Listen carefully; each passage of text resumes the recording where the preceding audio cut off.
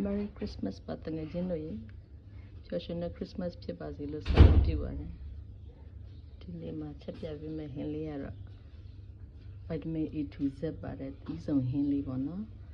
သူရဲ့အဓိကပါဝင်တဲ့အရွက်တွေကတော့အစုံပဲဘူးညွန့်ခင်မွန်းကျင်ကျူးမြစ်ဒါတော့မုံလာဥကစွန်ရွက်ခရမ်းကျင်လေးစုံလို့ပဲတောင်းရှိပဲသီးတွေပါစုံပါတယ်ဗောနော်အဲ့ဒါမှစီတက်ပြီးတော့ချက်ပါမယ်ပြင်ငပိလေးပါနည်းနည်းထိန်တော့လေအရသာလေးကပိုလေးပင်ပါဗောနော်ချက်ချမယ်စီပူလာရင်တက်တန်ချူစီတက်နော်ဒီမှာမြုပ်ပြီးဆွဲချမ်းမုတ်လေးပါထည့်ရတက်မှာဗောနော်စီပဲတက်မြုပ်ပြီး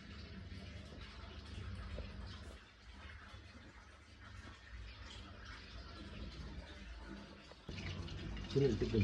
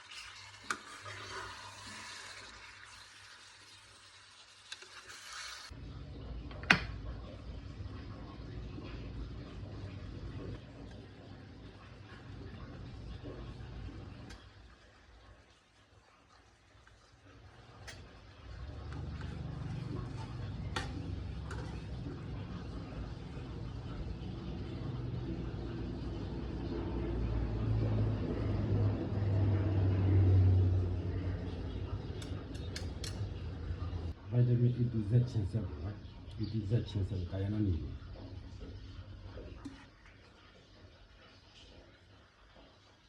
့်ရမလားစားပါတော့မယ်တယောက်တည်းစားပါတော့ဒီနေ့လူရကောင်းကြီးလေးစားထားရတယ်ကဲတော်ပြီမရှိおいしいまあまあな、まあ、皆さんおはよう食べましょうあ、めっちゃ先。